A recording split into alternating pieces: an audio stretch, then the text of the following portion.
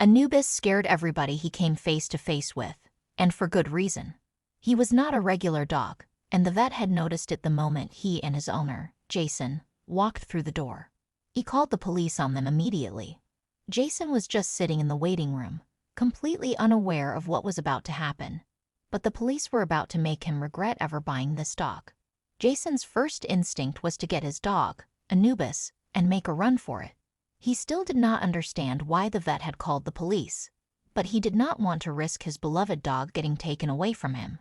However, it was already too late for that.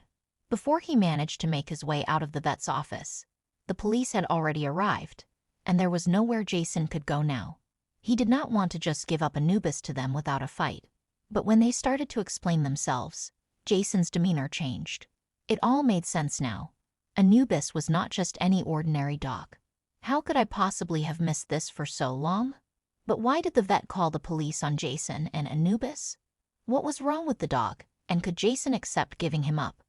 Jason hadn't planned on buying the dog that day, but the moment he locked eyes with Anubis, he couldn't look away. The look lasted only a moment before the strange dog, with its yellowish eyes and sharply pointed ears, shifted his attention back toward the wall of the pen. Jason found himself moving closer, even though he actually felt slightly afraid of the dog. But there was just something about him. Jason knew he was taking the dog home for two reasons. The first was that he had already mentally named the big black dog Anubis. The second was that the guy selling the dogs in the corner of the farmer's market didn't look like he cared for the animals particularly well.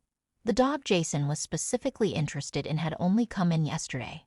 The seller grunted something about how everyone else thought the dog looked too mean, and said he would probably end up getting handed over to animal control to be put down if no one bought him. Hearing that news, Jason knew he couldn't leave the dog behind. Part of him feared that the man, who seemed less than trustworthy, would charge a price that Jason couldn't afford. Thankfully, this wasn't the case. He just seemed eager to get rid of the strange dog. In his gut, Jason knew that he should probably first discuss bringing a dog into the house with his wife, Monica, particularly when it was such a dangerous-looking dog and the fact that he and Monica had a set of 4-year-old twins. Who knew how this eerie black beast would react to children? Time was running short as the seller was beginning to pack up for the day. Jason couldn't bear the idea of Anubis being sent to a shelter and killed, so he made a decision. Jason knew his wife well enough to know that she would say no to this dog if he asked her. Jason paid the shady seller and led the very quiet and well-behaved Anubis to his truck. The strange dog was very calm throughout the whole drive home, only staring quietly out of the window. When they arrived, Jason realized he hadn't yet heard Anubis make a single sound. Jason had never seen a dog behave like this before. Had Anubis perhaps undergone some training in his previous life? Perhaps he'd been a police or military dog who had failed to make the cut. This kind of composure couldn't be normal, right? Jason could feel the angry stare of his wife, Monica, coming through the window when he stepped and walked onto the porch with Anubis. Luckily, his two sons, Melvin and Marty, reached the door sooner than she did. Jason held his breath, tightening his grip on the leash. Would Anubis suddenly become aggressive? Monica rushed up behind the twins, fear clear on her face. But Anubis, despite his terrifying appearance, took it all calmly in his stride. Melvin and Marty started jumping with joy, saying that they now had the coolest-looking dog ever, with Anubis taking this all in ever so calmly. Monica could hardly be that mad. But Monica was actually very mad. How could he have made such a decision without asking her? What had he been thinking? Bringing home a dog like that out of nowhere to be around their children. Why would he buy a dog from a random man at a farmer's market? Once Monica had said everything she needed to say, Jason apologized for not talking to her. Then he explained the whole situation. Once she heard about how Anubis would have been on his way to a kill shelter if not for Jason, Monica's anger lessened. She admitted that despite her first impression, she did quite like Anubis. She just worried about having him around the twins, who could be quite boisterous and loud. Jason agreed that supervising the twins whenever they were around Anubis would be a good idea for a while. But Anubis would end up deterring a lot more than potential burglars. Much to Jason and Monica's relief, Anubis quickly proved himself to be a perfectly capable family dog. Nothing seemed to bother him, and, as a bonus, His intimidating demeanor also made him a very good guard dog. While Monica and Jason found this a bit uncomfortable, it again did not seem to bother Anubis at all. When either Jason or Monica would walk Anubis through the park, other dog owners, joggers, or just anybody present would give them a wide berth, trying to keep a safe distance. Anubis had been with Jason, Monica, and the twins for almost a month now, and his stoic, quiet personality had remained the same from the very first day. It worried Jordan how the animal seemed almost completely emotionless.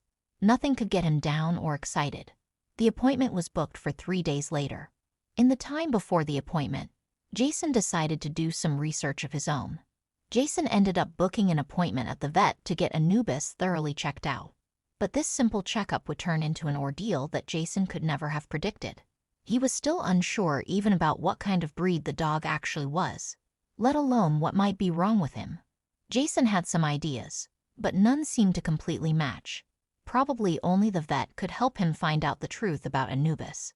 After several hours of research, the twins really wanted to come with Jason and Anubis to the vet, as they thought they could help keep him calm. But Jason decided to leave them home just in case there was actually something wrong with the dog. He did not want his children to get freaked out by that. Besides, it was not like Anubis needed anybody to keep him calm. Jason was convinced that not even the cold and scary office of the vet could scare this animal.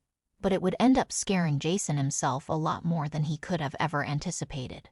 When he arrived at the vet that afternoon, it was very busy in the waiting room. Some appointments before him had taken a lot longer than anticipated, and there had even been an emergency situation that day. So Jason and Anubis had to wait a while, and they were getting a lot of looks.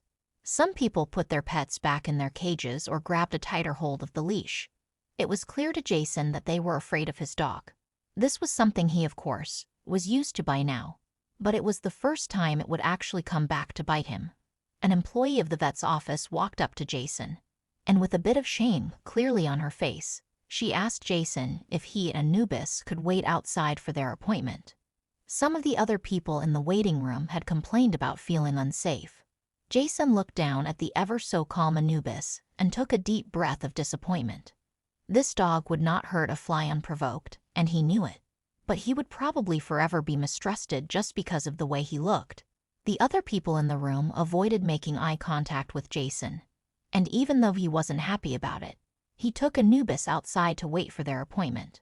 But Jason could have never predicted the consequences of this at the time. After being outside for only a couple of minutes, a man in a long coat walked past the pair but halted in his step when he glanced at Anubis. He asked Jason if this was his dog, and when he agreed, the man kneeled next to the scary-looking black beast.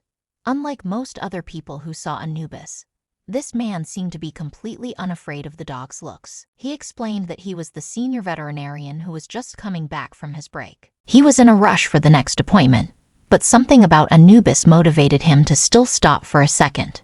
While Jason was explaining to the vet what was worrying him about Anubis and why he had come here for help, the vet was mostly just preoccupied with checking the dog up and down. He barely even seemed to listen to what Jason was saying, closing it behind him and leaving a baffled Jason in the office. Jason thought he could hear some talking on the other side of the door. Jason waited and waited until nearly 15 more minutes had passed. He was getting impatient as hell, as he had no idea what was going on. After the vet took a quick look at his watch, he was actually willing to inform Jason of what was happening. He told him that he had just called the police on him and Anubis and that they could be here any second. Jason was stunned.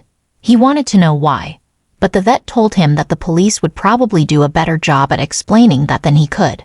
But Jason was not going to give Anubis up without a fight. He stood in front of him and screamed that if they wanted him, they would have to go through him.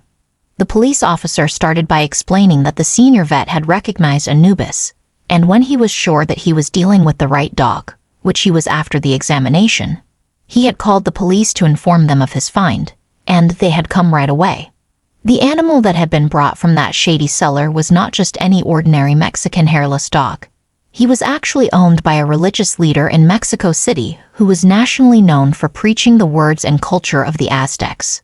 You see, this breed of dog is actually very important in that religion, as legends told that this kind of dog guided the dead to the underworld, a hellish proposition for any religion. But a couple of months ago, Zola was actually stolen from the religious leader by non-believers. The dog was expected to have been put down by them, but somehow it had apparently ended up with a shady seller, from whom Jason ended up buying it. Jason was stunned by all this, but the proof was all there. Did give Zola up, and Zola was returned to his owner in Mexico. Luckily, the religious leader was actually a fairly wealthy man and gave Jason a handsome reward for his part in getting Zola back to him.